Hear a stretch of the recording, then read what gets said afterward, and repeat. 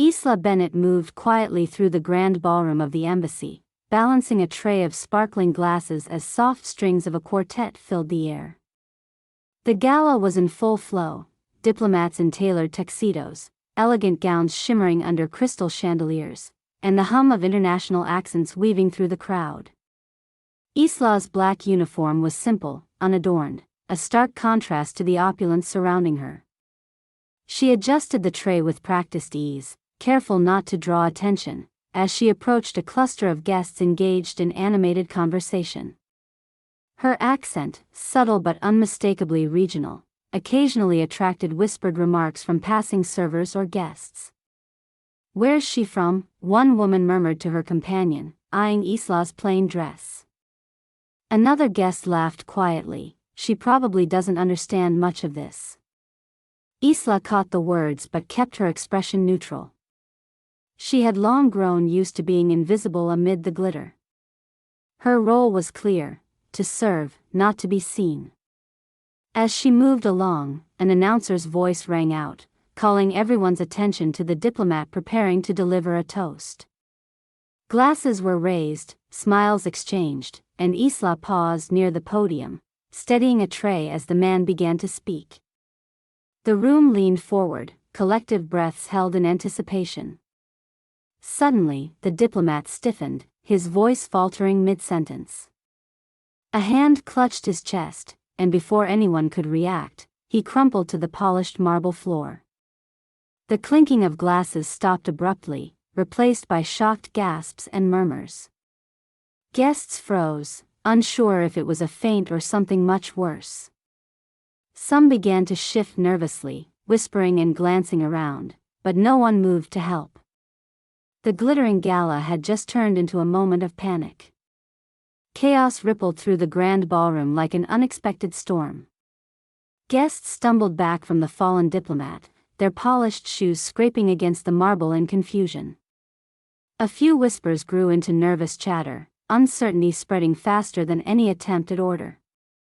The ambassador's speech was forgotten, the sparkle of glasses was now overshadowed by a growing unease. "Is someone going to do something?" an elderly woman whispered behind her hand, eyes darting toward the man on the floor. A tall gentleman in a dark suit quickly tapped his watch, pulling out his phone, but only to fumble nervously as he tried to dial. Another hovered awkwardly, clearly flustered despite a faint attempt to appear calm. It was evident that despite their high status, many had no idea how to react to a real emergency. Isla Bennett paused for a breath, the tray poised in her hands, as she scanned the room. The grand ballroom's lofty ceilings and glittering chandeliers seemed to recede, focusing her attention solely on the man's ashen face. Her heart quickened, not from fear but from the ingrained reflex to act. Without waiting for permission or approval, Isla stepped forward swiftly, her composed demeanor cutting through the growing panic like a blade through silk.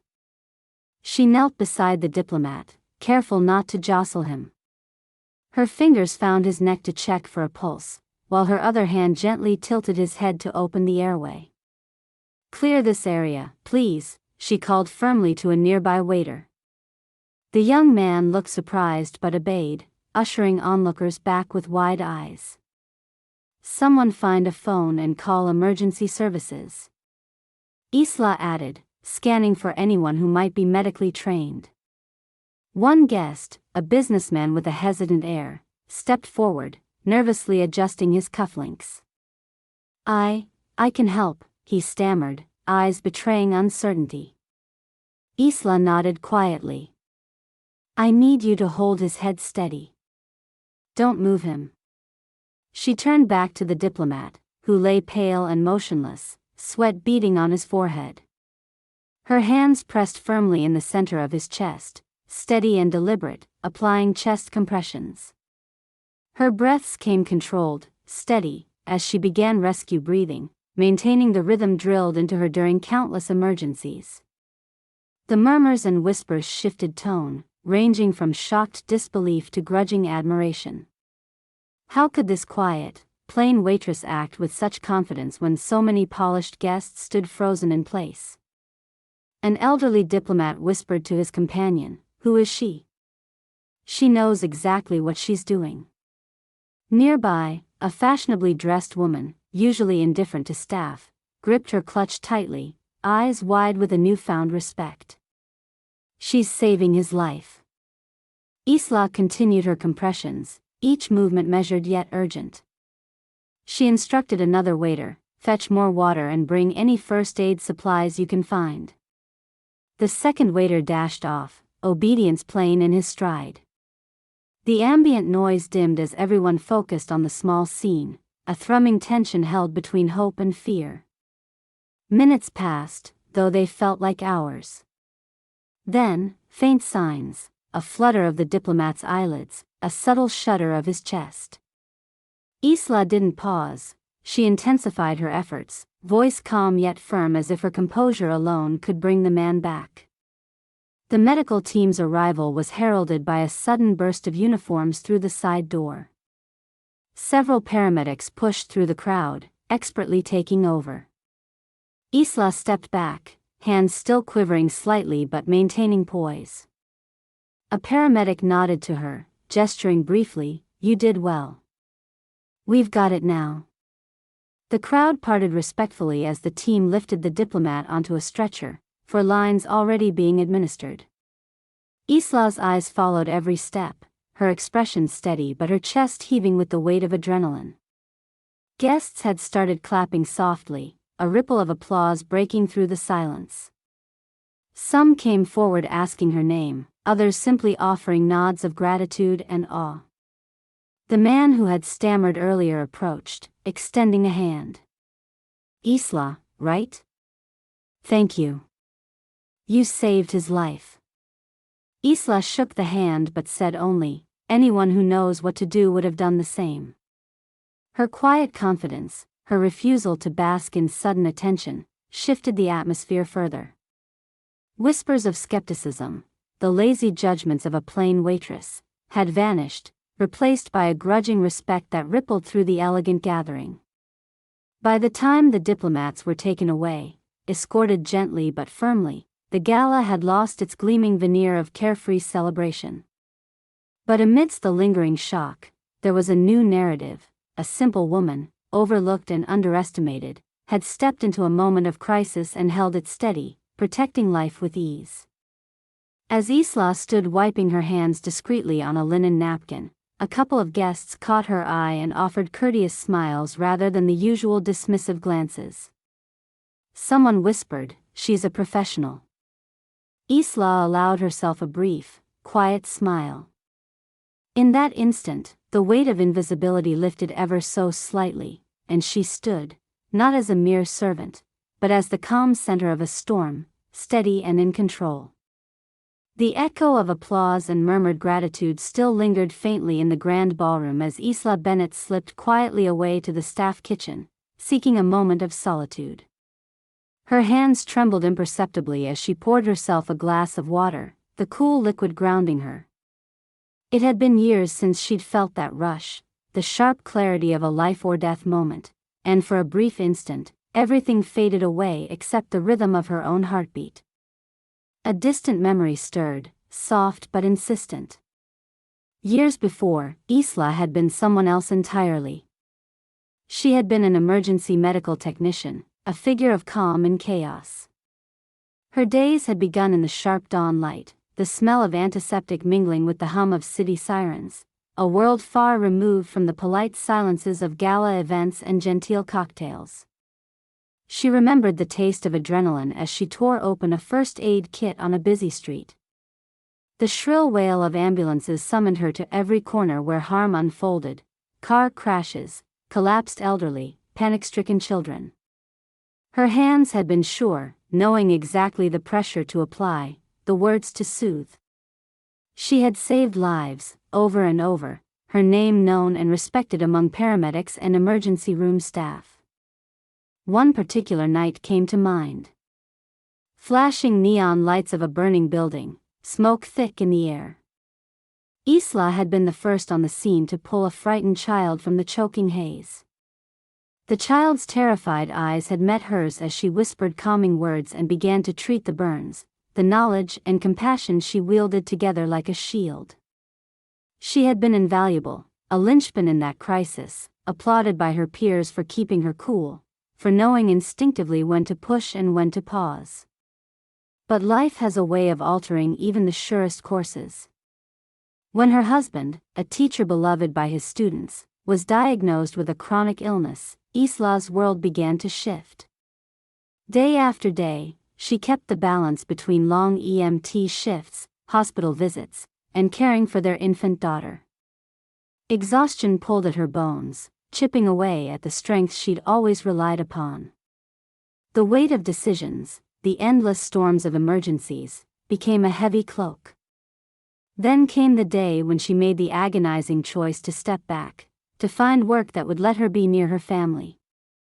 Emergency medicine demanded more time, more emotional fuel than she had left.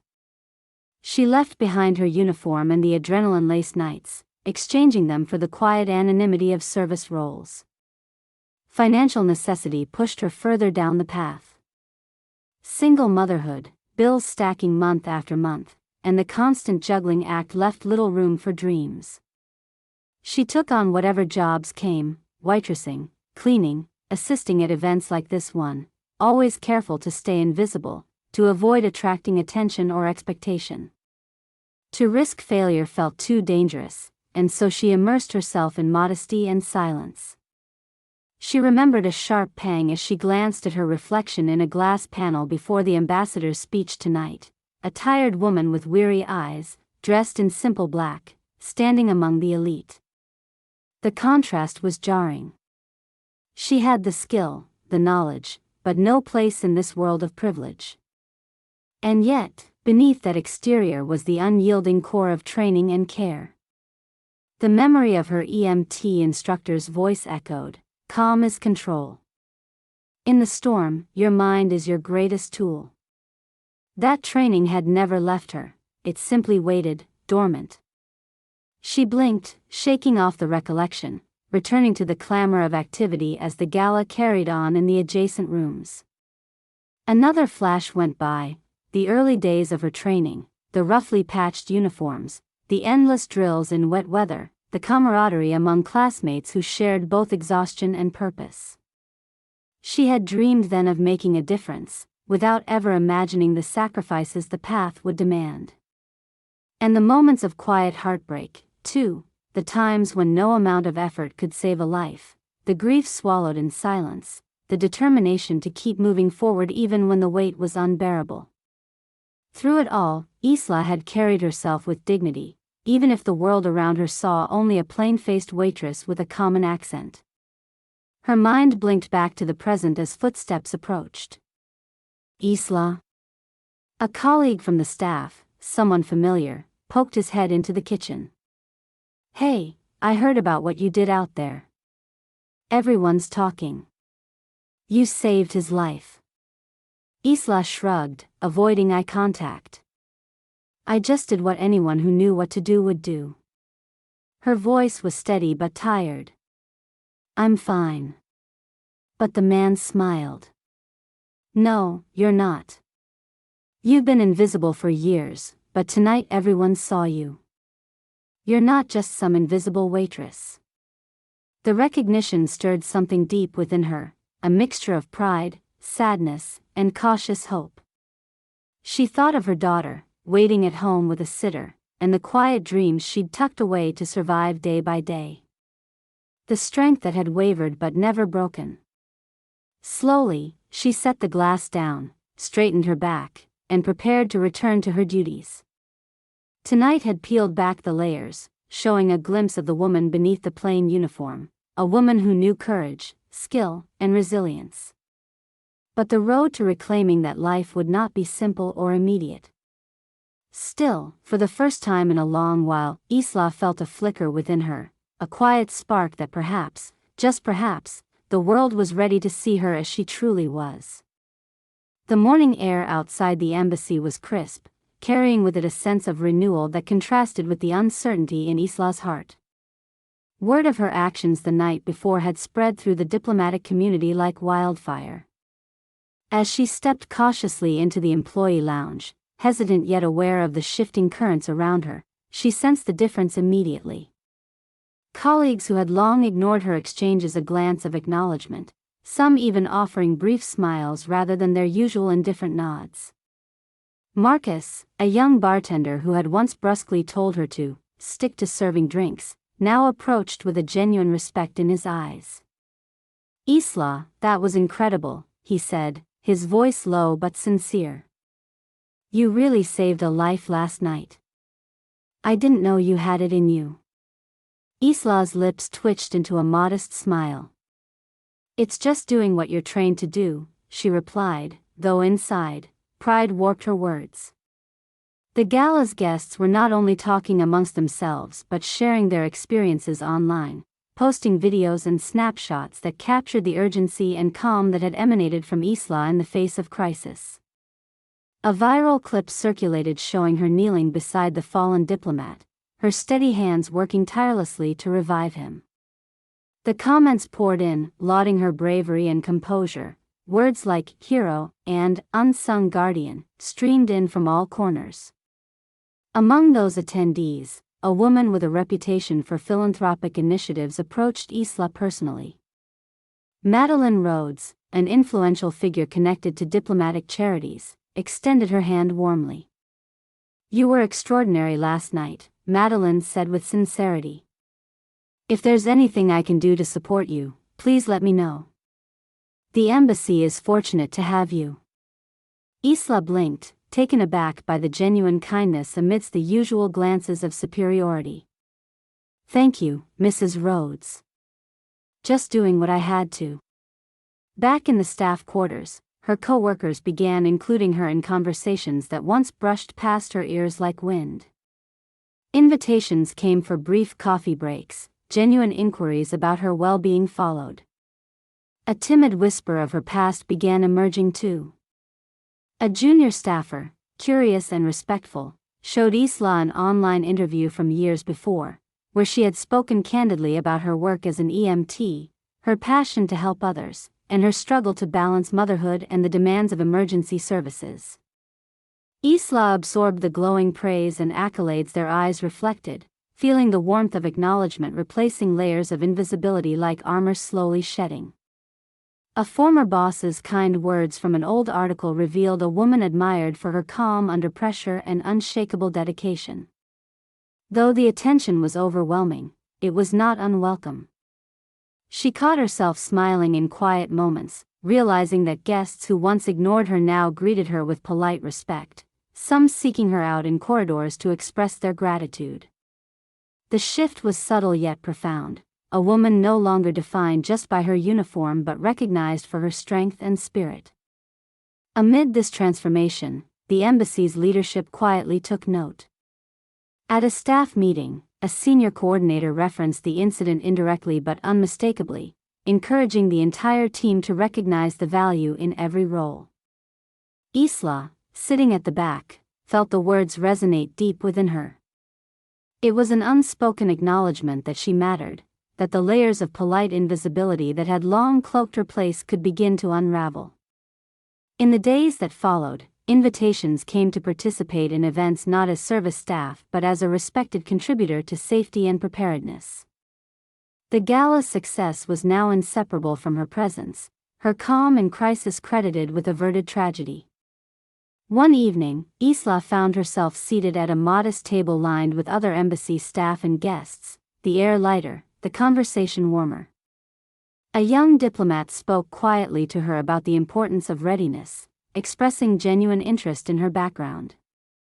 Her story, the woman who had fallen, the swift actions, the trained hands, had become a symbol of courage and humanity in a world often cloaked in formality and detachment. When she returned home later that week, the sound of her daughter's laughter was a balm for her tired soul. Isla hugged her tightly, feeling the newfound respect ripple beyond the embassy walls into her own world. Though much remained uncertain, the barriers of invisibility had cracked. Recognition was no longer distant or whispered, it was becoming reality, one grateful voice at a time. For a woman who had long worn invisibility like a cloak, the light was finally turning toward her, inviting her into a place she thought she'd left forever. Days slipped by in a steady rhythm after the embassy gala, but for Isla Bennett, the world felt subtly altered, as if the invisible threads weaving through her life had begun to unravel, revealing paths once hidden. It was a crisp morning when an unexpected message arrived, discreet yet charged with promise. The email was from Dr. Paul Carmichael, director of the Metropolitan Emergency Medicine Institute, a prestigious facility renowned for training and recertifying seasoned paramedics. The message was clear, an open invitation to join their upcoming refresher course, designed to welcome experienced professionals returning to active service after a hiatus. Isla read the words over and over, a mix of emotions churning within her. Pride flickered alongside doubt. Was she ready to step back into that demanding world after all these years? The memories of balancing single motherhood and emergency calls, the exhaustion and difficult choices, whispered caution. Yet beneath that, a spark of something long suppressed glimmered, a yearning to reclaim what she had momentarily set aside. Her daughter's laughter echoed in her mind, a reminder of the sacrifices made but also the future still to be forged. That afternoon, Isla sat hesitantly in the quiet corner of a small cafe, the offer open on her phone's screen. Her fingers hovered over the keyboard, heart steady but mind racing as she weighed the decision. Doubt twisted within. Was this an opportunity or a burden? What if she failed? What if the world had moved on without her? Yet, she recalled the faces at the gala, the diplomat whose life she'd helped save, the grateful guests, the colleagues who now looked at her differently. Their thanks, warm and sincere, had kindled courage, reminding her that her skills held value, not just for herself but for the lives intertwined with hers. After a moment of quiet resolve, she typed her acceptance, an anchor casting into uncertain waters. The start of the program was a whirlwind. Returning to the training facility brought back a flood of sensations, the crisp scent of antiseptic, the echo of urgent footsteps, the controlled chaos of practice mock emergencies. Isla immersed herself fully, muscles and mind awakening to the demanding pace as though no time had passed. She studied protocols refreshed since her last certification, engaged eagerly with instructors and classmates, absorbed every nuance with fierce determination. The days were long and intense, but each challenge stitched back threads of confidence. There were moments of exhaustion, of doubt, but also of triumph, the quick assessment of a simulated cardiac arrest, the precise administration of medication, the comforting words spoken in role-played crisis scenarios. Classmates admired her poise and experience, and instructors nodded approvingly. Isla's quiet strength and honed skills shone through, making clear she was not just a returning student, she was a professional reclaiming her place. Outside the training rooms, life continued its steady course. Isla balanced her studies with motherhood, the night shifts at the cafe reduced to accommodate her new schedule. Her daughter observed the changes with wide eyes, sensing her mother's renewed purpose but also her fatigue. After long days, Isla would return home, wrapping her arms around her child in moments of calm before the demands resumed. Word of her enrollment in the program propelled her reputation further. The local press, alerted by embassy contacts and social media buzz, reached out with requests for interviews, some gentle, some more probing. Isla navigated the attention with measured grace, focusing on the message she wished to send, that returning to one's passion, regardless of obstacles or time lost, was a strength, not a flaw. One chilly evening, as autumn leaves carpeted the sidewalks, Isla left the training center in her crisp new uniform, the insignia of a paramedic shining on her sleeve. The fit felt both foreign and familiar, a symbol of rebirth after years in the shadows. Her phone buzzed with a message from Madeline Rhodes, the philanthropist she'd met after the gala. "We're so proud of you. The foundation wants to support your journey. Let's catch up soon." Isla smiled, the weight of unspoken possibilities settling lightly on her shoulders. Returning home, she found her daughter waiting, eyes bright with anticipation. Isla knelt down, pulling her close in a warm embrace that held both exhaustion and hope. No longer invisible, no longer afraid to embrace the strength that had always been hers, Isla felt ready to face whatever lay ahead, equipped with skill, resilience, and a heart wide open to new beginnings. In the quiet night, beneath the glow of a modest bedside lamp, Isla traced the outline of her new badge, a silent promise to herself: she was home.